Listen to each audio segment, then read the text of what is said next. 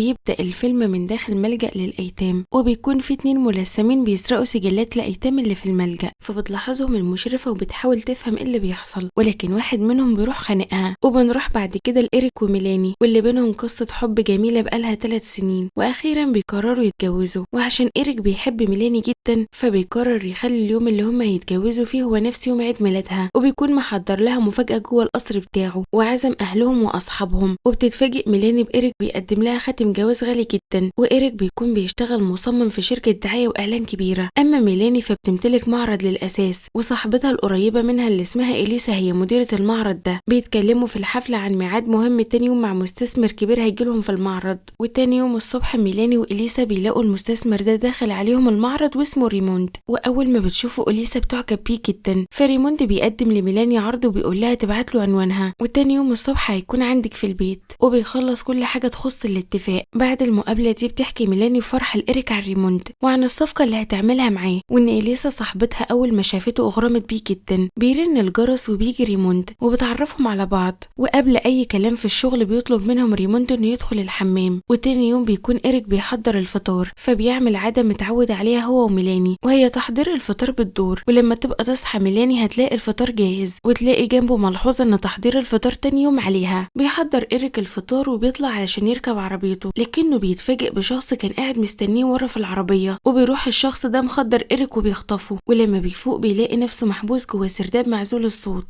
وإيديه متكلبشة في السرير. وبيلاقي الشخص اللي عمل فيه كده مش باين من الضلمة، والشخص ده بيبدأ يكلم إيريك وبيقوله على كل تفاصيل حياته، وبيكون عارف عنه أدق التفاصيل عن حياته وشغله. فبيحاول إيريك يعلي صوته علشان حد يسمعه ويطلب المساعدة، ولكن الشخص ده بيقوله إنهم في مكان معزول عنه الصوت ومحدش هيسمعه هنا فما يحاولش. وبيبدأ يطلب منه الشخص ده يحكي له باقي تفاصيل حياته اللي هو ما يعرفهاش، وبالذات التفاصيل المهمة على مدار ال20 سنة اللي فاتت، وبعد كده ممكن يسيبه يعيش. فبيسأله إيريك انت ليه بتعمل كده؟ فقال له علشان انا اللي هاخد حياتك مكانك. وفجأة بيظهر الشخص ده لنفسه لإيريك، وبيتفاجئ بانه نسخة طبق الاصل منه، وان الشخص ده توأمه مايكل. وبيفرجوا مايكل على شاشة فيها 4 كاميرات مراقبة بتصور القصر بتاع إيريك من جوه حتى أوضة النوم بتاعته. فبيعرض عليه إيريك فلوس ويسيبه، ولكن مايكل بيرفض وبيقوله ان هو هيفضل محبوس هنا وهيتفرج عليه من الشاشات دي، لان هو واخد القرار خلاص وهياخد حياته منه وكمان هياخد مراته، انما الفلوس هو كده كده هياخدها لانه هيكون إيريك.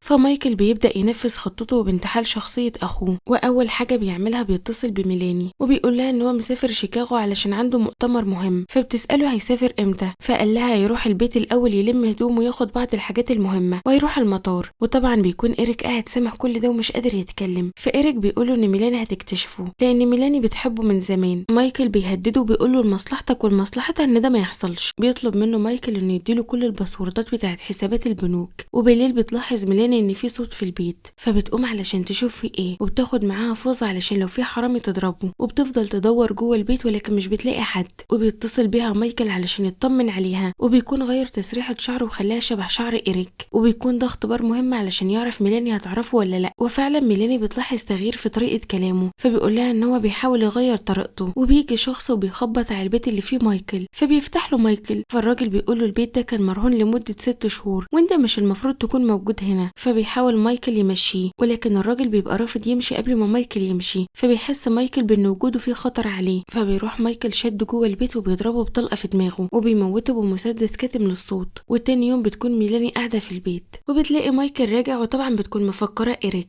بتجري عليه وبتقول له وحشتني، وبتاخده وبيطلعوا على اوضتهم. طبعا بيكون إيريك في الوقت ده بيتفرج على الشاشات وبيشوف مايكل مع مراته ومش بيبقى قادر يمنعه. وميلاني هنا بتلاحظ جرح في ظهر مايكل، فبتسأله عنه. فبيقول لها ان ده خدش بسيطة اتعورت وانا شايل الشنط لواحدة كبيرة في السن لما كنا نازلين من الطيارة. فميلاني بتستغرب وبتقول له من امتى الشهامة دي، والموضوع بيعدي. تاني يوم الصبح بتصحى ميلاني وبتكلم إليسا في التليفون، وبتقول لها ان هي حاسة بعد سنين من عشرتها لإيريك بانه متغير ومختلف. وبتدخل المطبخ فبتلاقي الورقة اللي بيكتبوها لبعض كل يوم والفطار اللي المفروض إيريك بيعمله مش موجود. فميلاني بتبدأ تشك في مايكل، وده عشان إيريك ما قالوش على التفصيلة دي بتاعة الفطار علشان ميلاني تبدأ تشك فيه. فبيروح مايكل للشركة على أساس ان هو إيريك، وهناك بيقابله زميله تايلو وبيقوله ما تنساش الليلة هنلعب جولف. في الوقت ده ميلاني بتكون بتتكلم مع إليسا في المعرض وبتحكي لها على اللي حصل، وبتقول لها ان هي حاسة ان إيريك مش طبيعي، وبتستغرب ان هو نسي يحضر الفطار لانه من ساعة ما اتجوزوا عمره ما نسي. وفي نفس الوقت ده بيجي لميلاني ورد من مايكل، فبتبدأ ميلاني تشك اكتر لان إيريك مش متعود يجيب لها ورد.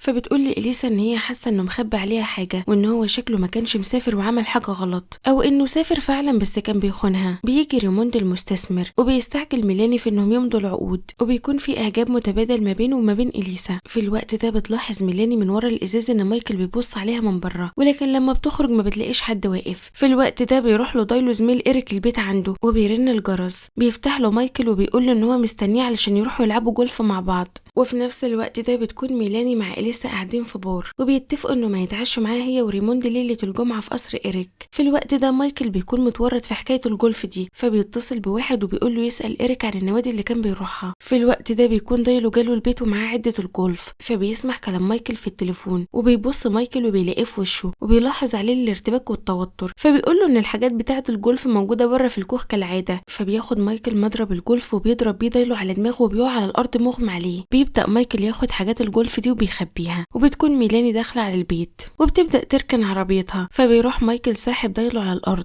وبياخده بره البيت وبيحطه في شنطه العربيه. بتدخل ميلاني البيت وبتنادي على إيريك ومش بتلاقيه، ولكن مايكل بيفاجئها وبيدخل من باب البيت وبيقول لها انه كان بيلعب جولف مع دايلو. فبتقول له باستغراب بس عربيتك بره في الممر. فبيقول لها معلش اطلعي ارتاحي شويه علشان هو وراه شويه حاجات هيعملها، وبيطلب منها ان هي تقابله بعد كده على البسين الساعه 7. ولما بتيجي الساعه 7 فبتلاقي مايكل عامل لها جو رومانسي ومجهز شمبانيا. فبتفرح ميلاني، ولكن في نفس الوقت بتقول له ان هو مش محتاج يعمل كل ده علشان يثبت لها ان هو بيحبها. وبعدين بتستغرب من المنديل اللي في الجاكيت، وبتقول له انت من امتى بتحط منديل في الجاكيت؟ فبيحاول مايكل يتجاهل الكلام ده وبيقول لها تعالي نحتفل ببدايه جديده ونعيش من اللحظه دي وننسى الماضي. فميلاني بتقول له باستغراب انت مش بتحب الماضي بتاعنا يعني؟ فقال لها لا بحبه جدا. فبتقول له على فكره إليسا هتتعشى عندنا يوم الجمعه هي وحبيبها ريموند المستثمر اللي انت عارفه. فبيسكت مايكل شويه، فبتفكروا ميلاني بيه، فبيعمل مايكل ان هو افتكره. ولما بتيجي العزومه وبيكون مايكل قاعد معاهم على ترابيزه العشاء، وبتقول إليسا لميلاني ما تحكي ريموند انتوا اتقابلتوا ازاي انت وإيريك. فميلاني بتقول لهم ان مايكل بيعرف يحكي احسن منها. فبيبص لهم مايكل وبيتحرج وبيحاول يتوه في الموضوع. فبيلاقيهم كلهم بيشجعوه وبيتحايلوا عليه علشان يحكي. فبيبص مايكل للكاميرا السريه اللي زرعها عند السفره، وكانه بيبص في عينين إيريك. وفعلا في الوقت ده إيريك فعلا شايفه. فبيحكي مايكل وبيقول من حوالي 3 سنين. فميلاني بتصحح له وبتقول له من 3 سنين ونص. وبيقول مايكل وقتها كنت بصمم مواقع على الانترنت قبل الشغل اللي انا فيه دلوقتي. فريموند سأله عن شغله الحالي، فقال له انا حاليا مصمم تكنولوجيا في شركه اسمها اكسس للميديا. فريموند بيقول له ان الشركه دي كويسه لان هو اشتغل معاها. وبيكمل مايكل وبيحكي عن شويه مواقع صممها وناجحه جدا. فبتقول لهم ميلاني ان هو متواضع، وبتقول لهم ان إيريك قدر يصمم خوارزميات جوه محركات البحث بتخلي اي حد يدور على المواقع بتاعتهم بيلاقيها متصدره محركات البحث. وبتطلب منه ميلاني يحكي في الموضوع ده. في الوقت ده مايكل وشه بيحمر وما بيبقاش عارف يقول ايه. فبيغير الموضوع وبيحط ايده على ايد ميلاني وبيقول لهم انا وقعت في حب ميلاني من قبل ما اقابلها. فبتسحب ميلاني ايدها من تحت ايده وبتقول لهم حد يشرب حاجه. وبتقوم ميلاني وبتدخل المطبخ. فبيتضايق مايكل وبيدخل وراها المطبخ علشان يساعدها. فبتقول له هات لي الشنطه الصغيره. فمايكل بيبدا يدور في المطبخ عن الشنطه الصغيره وهو مش فاهم هو بيدور على ايه اساسا. وميلاني في الوقت ده بتكون مراقباه وما بيلاقيش مايكل الشنطه اللي هي قالت له عليها. وهنا بينادي عليهم ريموند وإليسا بيقولوا لهم انهم ماشيين. فبتروح ميلاني توصلهم. في الوقت ده بيكون إيريك بيحاول يمد جسمه ويسحب برجله علبه البيتزا اللي مشبوك فيها فاتوره الحساب بمشبك. بيسحبها إيريك وبياخد المشبك ده يفرده وبيحاول يفك بيه الكلبش. وبالليل بعد ما الضيوف بيمشوا ميلاني بتسأل مايكل هو ليه كان متردد لما كان بيحكي عن يوم ما اتقابلوا، لكنه بيحاول يتوه الكلام وبيقول لها ان هو بعد كده هيحكي التفاصيل كلها لاي حد يسأله. فبتحاول ميلاني توقعه في الكلام وبتقول له طب هتحكي للخدامه بتاعتنا؟ فمايكل بيقول لها اه. فبتتغير ملامح وشها وبتقول له احنا ما عندناش خدامه اصلا. وبتسيبه ميلاني وبتنام. بيروح مايكل المكان اللي حابس فيه إيريك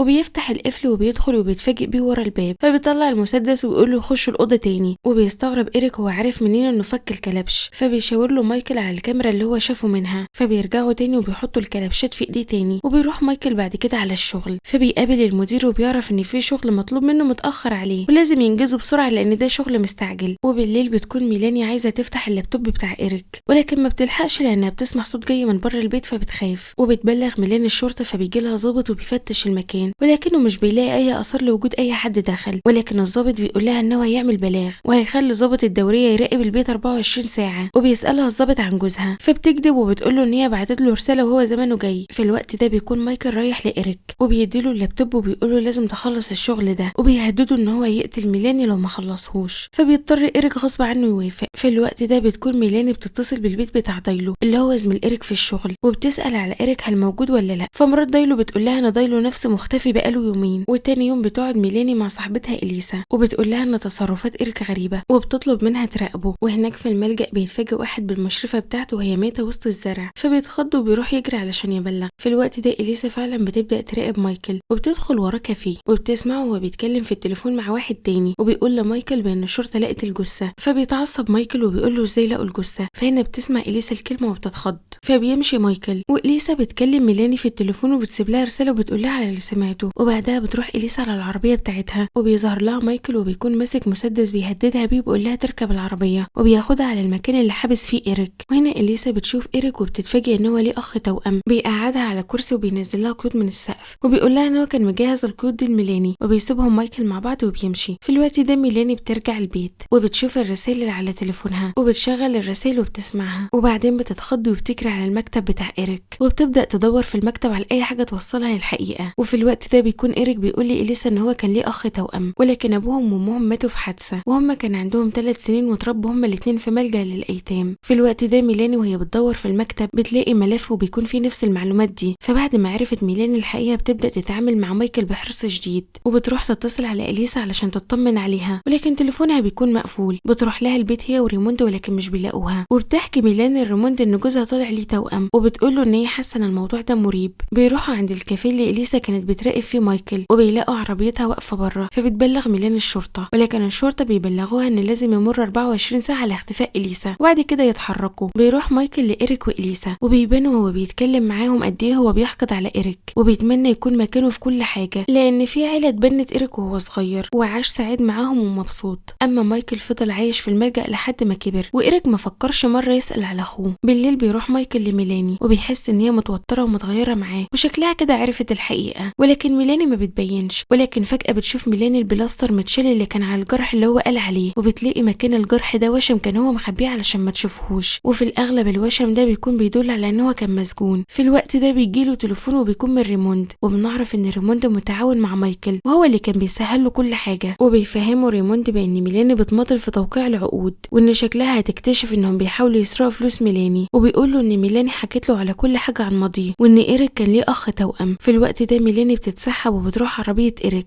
وبتحط جهاز تتبع فيها علشان تعرف هو بيختفي فين لانها متاكده انه ورا اختفاء إليسا. وتاني يوم الصبح بيكون جهاز التتبع رصد المكان اللي مايكل مخبي فيه إيريك وبتقرر تاخد عربيتها وتروح المكان ده علشان تشوف فيه ايه، ولكنها بتتفاجئ ان ريموند واقف قدام العربيه فبتقول له ان هي عرفت مكان إليسا وبتقول له كمان ان الوشم اللي على كتف مايكل ده دليل انه كان مسجون وان هو مش جوزها لان جوزها ما كانش عنده الوشم ده. فبيروح معاها ريموند فعلا وبيوصل للمكان اللي جهاز التتبع رصده وبينزل ريموند الاول وبيتصل بمايكل وبيحذره. في نفس الوقت ده بتتصل ميلاني بضابط الشرطه علشان تعرفه العنوان اللي هي وصلت له وبتنزل من العربيه وبتدخل وبتتفاجئ بمايكل وبيفتح لها وبيستقبلها بابتسامه وبيكون ريموند واقف ورا الباب بالسكينه وبيقرب علشان يقتلها ولكن مايكل في الوقت ده بيضرب ريموند بالنار وبيموته وبياخدها مايكل وبيدخلها جوه السرداب اللي فيه إيريك وإليسا. وإيريك بيحاول يغري مايكل بفلوس علشان يسيبهم يعيشوا لانه بيحس انه هيقتلهم فعلا ولكن مايكل قال له ان هو ما بقاش همه الفلوس ولكن هدفه دلوقتي ان ميلاني تحبه. فميلاني بتقوم وبتقف قدام مايكل وبتبدا تغريب الكلام وبتبدا تقول له كلام حلو لحد ما مايكل بيضعف وبينزل مايكل المسدس وفجاه ميلاني بتطعنه بالسكينه في بطنه. وفي الوقت ده بتوصل الشرطه للمكان وبيدخلوا يقبضوا على مايكل. بعد كده بتعرف ميلاني ان هي حامل في توأم فبيعمل لها إيريك مفاجاه وبيجمع لها كل اصحابهم وحبايبهم وبيحتفلوا انهم هيجيبوا توأم وبيخلص الفيلم على كده. ولو عجبك الفيلم اعمل لنا لايك واكتب لنا رأيك في الكومنتات.